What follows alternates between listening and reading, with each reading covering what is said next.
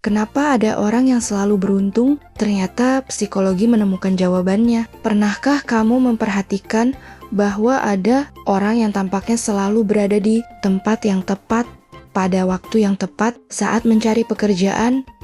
Dia bertemu orang yang membuka kesempatan baru. Ketika memulai usaha, tiba-tiba datang pelanggan yang tepat. Bahkan saat menghadapi masalah, selalu saja ada jalan keluar yang seolah muncul tanpa diduga. Sementara di sisi lain, ada orang yang merasa hidupnya selalu dipenuhi kesialan. Kesempatan seolah datang kepada orang lain, tetapi tidak pernah menghampirinya. Lalu muncul pertanyaan yang sangat manusiawi. Apakah keberuntungan memang sudah ditentukan sejak lahir? Atau sebenarnya ada sesuatu yang bisa dipelajari? Menariknya, selama ini hal itu banyak dipercaya. Psikolog Inggris Richard Wiseman menghabiskan lebih dari 10 tahun meneliti ratusan orang yang menganggap dirinya sangat beruntung dan sangat tidak beruntung. Sebagai seorang ilmuwan yang dikenal skeptis terhadap klaim supranatural, ia tidak mencari energi keberuntungan atau kekuatan gaib. Ia justru ingin mengetahui apakah ada pola psikologis yang membedakan kedua kelompok tersebut. Hasil penelitiannya cukup mengejutkan. Yang membedakan mereka bukanlah takdir, melainkan cara mereka memandang dunia, memperhatikan lingkungan, mengambil keputusan, dan merespons kegagalan. Dengan kata lain, keberuntungan yang sering kita lihat ternyata lebih banyak dipengaruhi oleh perilaku daripada kebetulan. Fenomena ini terasa sangat relevan dengan kehidupan di Indonesia saat ini. Di tengah persaingan kerja yang semakin ketat, perubahan teknologi yang begitu cepat, dan derasnya arus informasi, banyak orang merasa kesempatan hidup hanya datang kepada segelintir orang. Padahal, seringkali peluang tidak benar-benar hilang. Yang berubah adalah kemampuan kita untuk mengenalinya. Orang yang merasa dirinya beruntung cenderung memiliki perhatian yang lebih terbuka terhadap lingkungan. Mereka lebih sering mencoba pengalaman baru,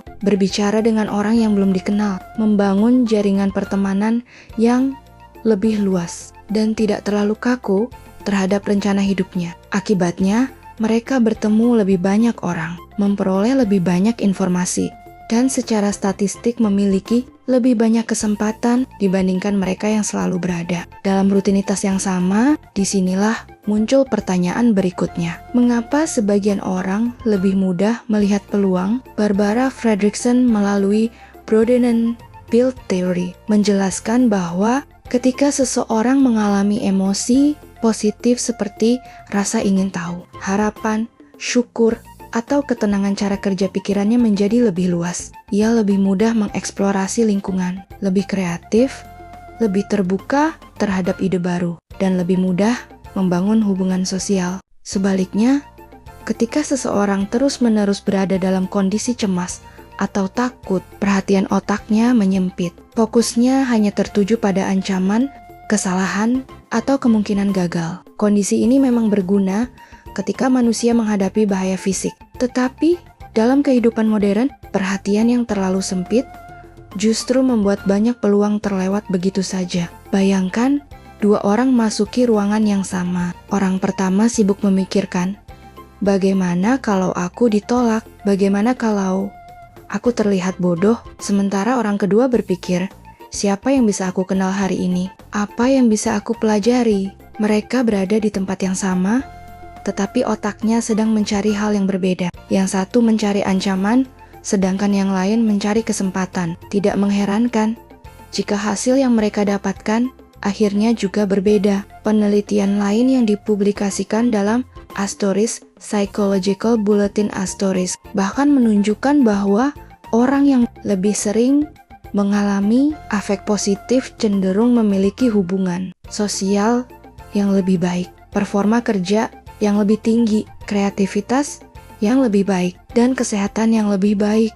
Ini bukan berarti kebahagiaan secara ajaib mendatangkan kesuksesan, melainkan karena suasana emosi yang positif mendorong perilaku yang meningkatkan peluang keberhasilan. Namun, ada satu pelajaran yang menurut saya paling penting dari seluruh penelitian ini. Orang yang terlihat beruntung bukan berarti tidak pernah mengalami kegagalan. Mereka tetap ditolak, tetap rugi, tetap kehilangan kesempatan, dan tetap menghadapi masalah seperti orang lain. Perbedaannya adalah mereka tidak membiarkan satu kegagalan menjadi identitas hidupnya. Richard Wiseman menemukan bahwa ketika mengalami peristiwa buruk, orang yang merasa beruntung lebih cepat mencari makna, mengambil pelajaran, lalu kembali mencoba. Mereka bertanya, apa yang masih bisa saya lakukan? Bukan, kenapa hidup saya selalu begini? Cara berpikir seperti ini membuat mereka lebih cepat bangkit